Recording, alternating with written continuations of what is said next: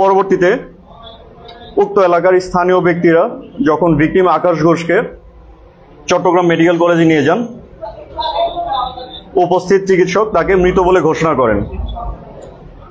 আমাদের র্যাব 7 চট্টগ্রাম উক্ত হত্যাকাণ্ডের রহস্য উদ্ঘাটন ও জড়িতদের আইনের আওতায় নিয়ে আসতে সর্বাত্মক গোয়েন্দা নজরদারি বৃদ্ধি করে।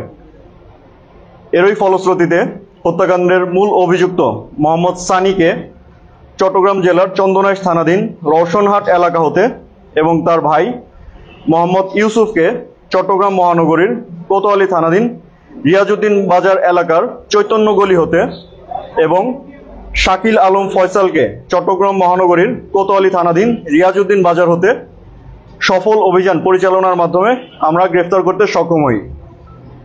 পরবর্তীতে কোতোয়ালি থানাধীন রিয়াজউদ্দিন বাজারের উকিলবাড়ি জামে মসজিদের সামনের নালা হতে আমরা হত্যাকাণ্ডে ব্যবহৃত চাকুটি উদ্ধার করতে সক্ষম হই। প্রাথমিক জিজ্ঞাসাবাদে জানা যায় যে ভিকটিম আকাশ ঘোষ চট্টগ্রাম মহানগরীর গোয়ালপাড়া পুকুরপাড় এলাকার বাসিন্দা এবং পেশায় একজন মোবাইল মেকানিক। আনুমানিক 1 মাস পূর্বে অভিযুক্ত সানি ভিকটিম আকাশের দোকানে তার ব্যবহৃত মোবাইল ফোনের ডিসপ্লে পরিবর্তন করে এবং মেরামত বাবদ 1500 টাকা পরিশোধের জন্য বলেন। অভিযুক্ত সানি কিছু টাকা পরিশোধ করলেও বাকি টাকা পরবর্তীতে পরিশোধ করবে বলে জানান। এরই প্রেক্ষিতে গতই 14ই নভেম্বর 2025 তারিখে আনুমানিক রাত 1টার দিকে ভিকটিম আকাশ ঘোষ তার পাওনা টাকা আদায়ের লক্ষ্যে মোহাম্মদ সানির সাথে সাক্ষাৎ করতে যান এবং উক্ত এলাকায় মোহাম্মদ সানি এবং তার সহযোগীরা পূর্ব পরিকল্পিতভাবে ভিকটিম আকাশ ঘোষকে রক্তাক্তভাবে জখম করে এবং ঘটনাস্থল থেকে পালিয়ে যায়। উদ্ধারকৃত আলামত এবং গ্রেফতারকৃত আসামিদেরকে আমরা পরবর্তীতে সুষ্ঠু তদন্ত ও বিচার কার্যের স্বার্থে কোতোয়ালি থানায় হস্তান্তর করব। ধন্যবাদ।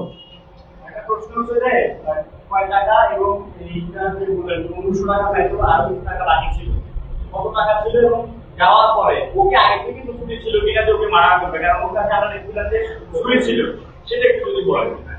এছাড়া আরেকটা প্রশ্ন এড করেছিল যে এলাকার লোকজন বলছে ওইখানে মূলত মাদক নিয়ে একটা বিষয় রয়েছে, এর জন্য কোনো তথ্য আপনারা পেয়েছেন কিনা? ধন্যবাদ আপনাদের প্রশ্নের জন্য। প্রাথমিকভাবে মূলত হচ্ছে ভিডিও দেখে এবং প্রাথমিক জিজ্ঞাসাবাদে আমরা যা জানতে পেরেছি প্রাথমিকভাবে এটা পূর্ব পরিকল্পিত হত্যাকাণ্ড এবং এর পিছনে মাদকের সম্পৃক্ততা যারা অভিযুক্ত ব্যক্তি তাদের থাকতে পারে, কিন্তু আমাদের জিজ্ঞাসাবাদে সে ধরনের কোনো তথ্য আমরা এখনো পাইনি। এটা সুষ্ঠু তদন্ত সাপেক্ষে জানা যাবে।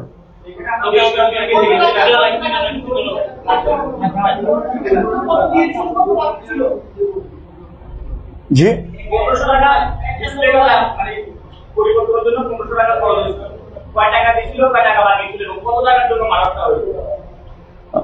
সঠিক অ্যামাউন্টটি আমরা এখনো জানতে পারিনি।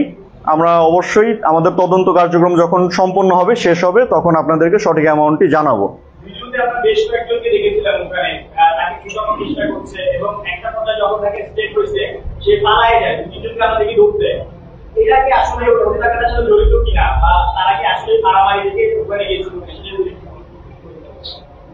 ভিডিওতে যাদেরকে দেখা গিয়েছে তাদের সম্পর্কে তথ্য সংগ্রহ চলমান রয়েছে এবং সংশ্লিষ্ট তদন্ত কর্মকর্তা তিনিও তদন্ত করছেন এবং হচ্ছে যে আমরা এটা পর্যালোচনা করছি। এখানে যারা সম্পৃক্ত তাদেরকে হচ্ছে যে আমরা আইনি আওতায় দ্রুতই নিয়ে আসবো।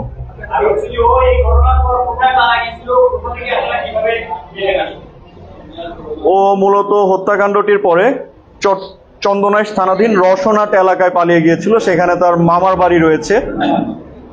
তো মূল অভিযুক্ত মোহাম্মদ সানি সে চন্দনাইশ থানাধীন রওশনহাট এলাকায় তার মামার বাড়িতে গিয়ে আত্মগোপনে ছিল।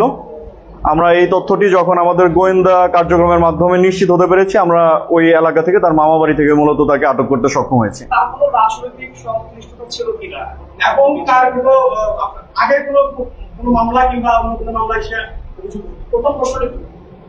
তার রাজনৈতিক সংশ্লিষ্টতার বিষয়ে আমরা এখনো প্রাথমিকভাবে কোনো তথ্য জানতে পারিনি, যেহেতু এই ঘটনার সাথে কোনো রাজনৈতিক সংশ্লিষ্টতা আমরা খুঁজে পাইনি।